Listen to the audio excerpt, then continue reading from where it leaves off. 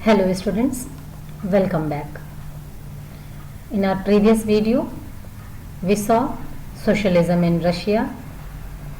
We also came to know about Bolsheviks and Mensheviks. हमने पढ़ा, हमने देखा कैसे ज़ार के परमिशन ना मिलने के बावजूद वर्कर्स ऑर्गेनाइजेशन बन रहे थे और सीक्रेट वे में वो अपना काम भी कर रहे थे. Now today in this video we will discuss the next heading of our NCERT book, that is A Turbulent Time, the 1905 Revolution. So first of all we must know what is the meaning of turbulent. Here turbulent time means unstable situation. A situation in which so many ups and downs are there. अस्थिरता की स्थिति जहां कुछ भी सामान्य नहीं है. ऐसा क्या हो गया? तो we all know that Russia was an autocracy and Tsar was not subject to parliament. पिछले कई वीडियोस से हम इस चीज को पढ़ते आ रहे हैं कि रशिया में जो है वो ऑटोक्रेसी थी, एब्सोल्यूट मोनार्की थी. Tsar Nicholas second did not allow any opposition. यहाँ तक कि वो किसी तरीके के ऑर्गेनाइजेशन या एसोसिएशन या यूनियन को भी बनाने की परमिशन नहीं देता था. पॉलिटिकल पार्टीज तो बहुत दूर की बात है. वो किसी भी तरीके के इंस्टीट्यूशन को फेवर में नहीं रहता था. Liberals, social Democrats and social revolutionaries wanted to end this system and demanded a constitution. जो लिबरल्स थे, लिबरल्स के बारे में हम पढ़ चुके हैं, सोशल डेमोक्रेट्स भी हमने पढ़ा है, सोशल रिवोल्यूशनरीज के बारे में हम जानते हैं. They all wanted to end this system. उन सब का मानना था कि ये ऑटोक्रेसी अब एनी हाउ खत्म हो जानी चाहिए. और जब ऑटोक्रेसी खत्म होगी तो उसे रिप्लेस कैसे करेंगे? कॉन्स्टिट्यूशन से. There should be a set of rules and regulation. एक rules and regulations का एक सेट होना चाहिए according to which जो गवर्नमेंट है वहाँ की वो रूल करेगी. वो फिर मोनार्क हो या फिर इलेक्टेड रिप्रेजेंटेटिव्स हों, लेकिन उन्हें रूल करने का अधिकार होना चाहिए सिर्फ एक कॉन्स्टिट्यूशन के अकॉर्डिंग. उनकी इच्छा के अनुसार शासन नहीं होना चाहिए. They were supported by nationalist and jihadist. Nationalist, I hope you all are knowing, a person who has love and affection, feeling of pride for his or her nation. जो अपने देश के प्रति सम्मान रखता हो, लगाव रखता हो, प्रेम की भावना रखता हो, उसे हम नेशनलिस्ट कह सकते हैं, देशभक्त कह सकते हैं, देश प्रेमी कह सकते हैं. और जैडिस्ट, they were the Muslim reformers, those who wanted to modernize their Islamic society. Russian society जब हमने पढ़ा था तो हमने देखा था कि क्या कंपोजिशन है, एथनिक कंपोजिशन क्या है रशिया की. तो हम वहाँ पढ़ चुके हैं कि मुस्लिम्स भी रहते थे वहाँ.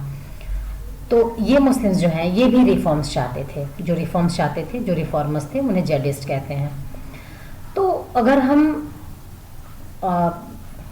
एनालिसिस करें तो हम देखते हैं कि एक्चुअल में पूरा देश चाहता है, पूरी रशिया चाहती है कि अब ऑटोक्रेसी खत्म हो जानी चाहिए. ज़ार निकोलस सेकंड का जो ऑटोक्रेटिक रवैया है, जो डिस्पोटिज्म है, दैट शुड बी एंडेड. अब उसको खत्म हो जाना चाहिए. और शासन किसका होना चाहिए? कॉन्स्टिट्यूशन के अकॉर्डिंग. वहाँ रूल्स एंड रेगुलेशंस की एक बुक होनी चाहिए, एक सेट होना चाहिए, एक चार्टर होना चाहिए, जिसके अकॉर्डिंग जो है वहाँ शासन किया जाए. तो ये हमने देखा कि बैड एडमिनिस्ट्रेशन इन रशिया, जिसको हम पहले भी डिस्कस कर चुके हैं. अब देखिए, बैड एडमिनिस्ट्रेशन हमने अभी तुरंत पढ़ा. Poor economic conditions made the time more turbulent. एक तो करेला ऊपर से नीम चढ़ा. राजा को कोई परवाह थी नहीं. अब धीरे धीरे जो इकोनॉमिक कंडीशन थी वो भी रियून हो रही थी. इकोनॉमिक कंडीशन रियून हो रही थी, पुअर इकोनॉमिक कंडीशन थी. और वहीं दूसरी तरफ जो इसेंशियल गुड्स थे उनकी प्राइसेस बढ़ रही थी। फिर आप रिकॉल करिए डिमांड एंड सप्लाई का। डिमांड ज्यादा होगी, सप्लाई लिमिटेड होगी, तो प्राइस राइज करेगा। यहां ऐसी सिचुएशन क्यों हुई? हमने जब रशियन इकोनॉमी को देखा तो हम ये पढ़े कि 85% पीपल ऑफ रशिया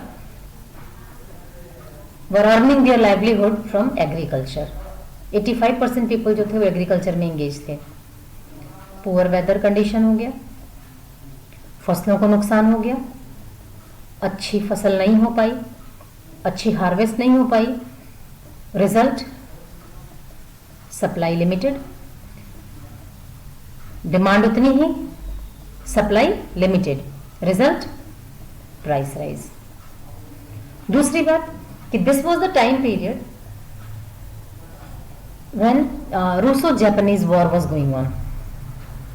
एक ही फैक्टर नहीं है कि बैड वेदर कंडीशन हो गई जिसकी वजह से फसलें खराब हो गई।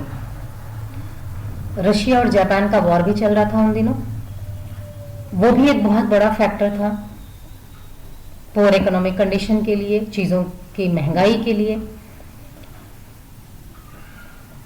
और उसका रिजल्ट क्या आया? Real wages declined bye 20%।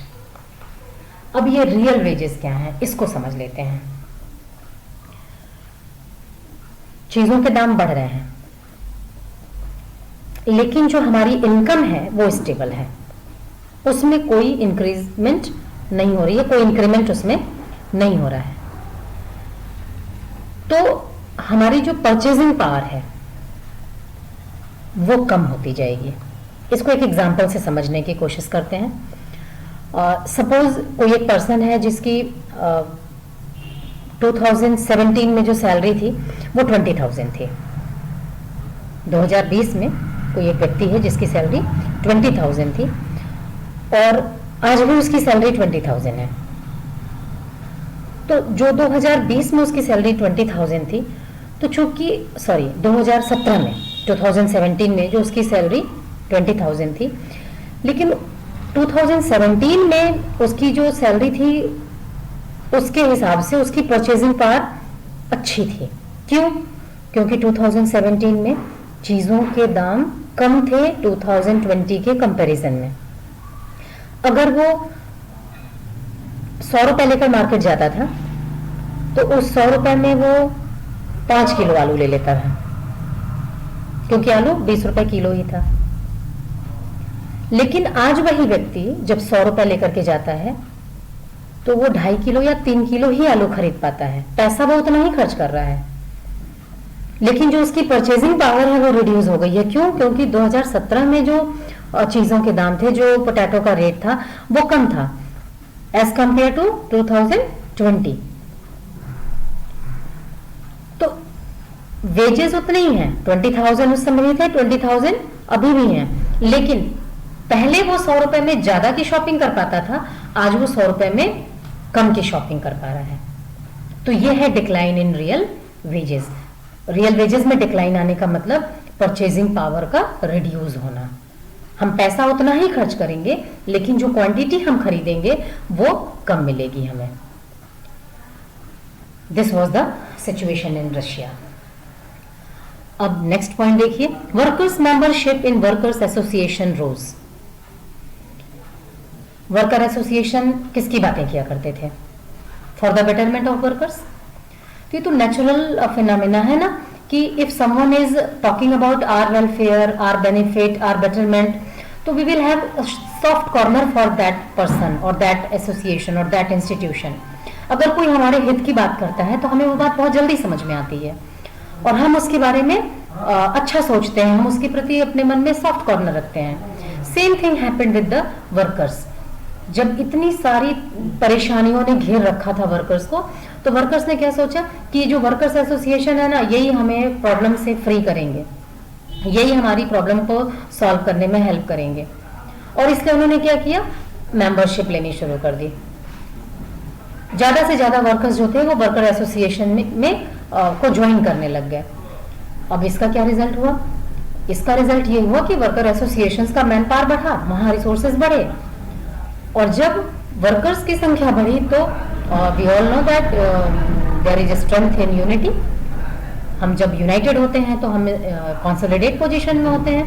Same condition हुई वर्कर्स एसोसिएशन की, उनका पावर इंक्रीज हुआ।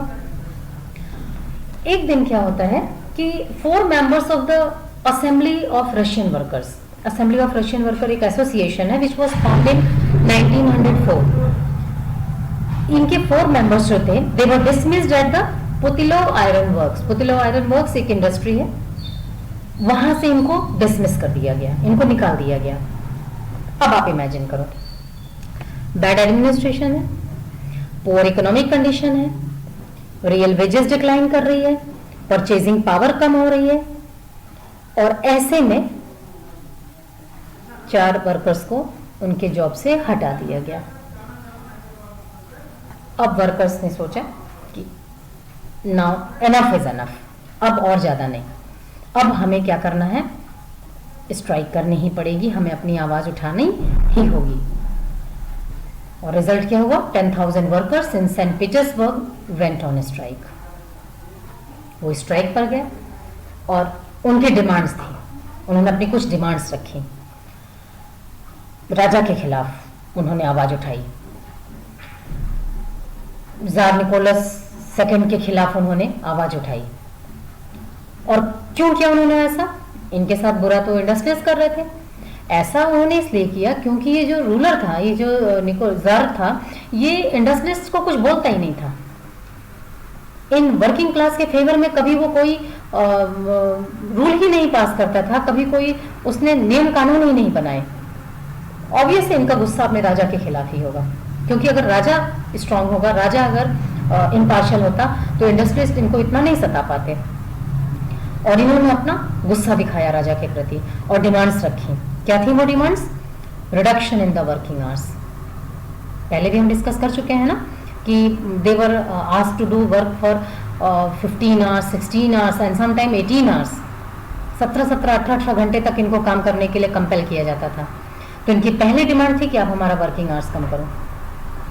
दूसरा, इंक्रीज इन वेजेस। जिस हिसाब से महंगाई बढ़ रही है, इन्फ्लेशन हो रहा है, हाइपर इन्फ्लेशन हो रहा है, हाइपर इन्फ्लेशन हो रहा है, वेजेस नहीं बढ़ रहे हैं, इसीलिए तो रियल वेजेस डिक्लाइन कर रही है। पैसा उतना ही है, सैलरी उतनी ही है, वेजेस उतनी ही है, लेकिन चीजों के दाम बढ़ रहे हैं, तो परचेसिंग पावर डिक्रीज हो रही है। उसको आप रिमूव करिए, उस प्रॉब्लम को दूर करिए। कैसे दूर होगी वो problem, by increasing the wages. And there third demand was improvement in working condition. जिस कंडीशन में उनसे काम लिया जा रहा है उसे इम्प्रूव किया जाए, उसे अच्छा बनाया जाए। तो this was all about today's video. In next video we will come to know about the bloody Sunday, क्योंकि ब्लडी संडे क्या हुआ उसमें, क्यों उसका नाम ब्लडी संडे रखा गया, इस टॉपिक को हम नेक्स्ट वीडियो में कवर करेंगे। आई होप आपको रियल वेजेस का कंसेप्ट क्लियर होगा और आपको ये सिचुएशन क्लियर हो गया होगा कि हर तरफ से परेशान जो रशियन वर्कर्स थे उन्होंने फाइनली रिवोल्ट को शुरू करने के बारे में सोचा एक स्ट्राइक के through. Okay, thanks to everyone.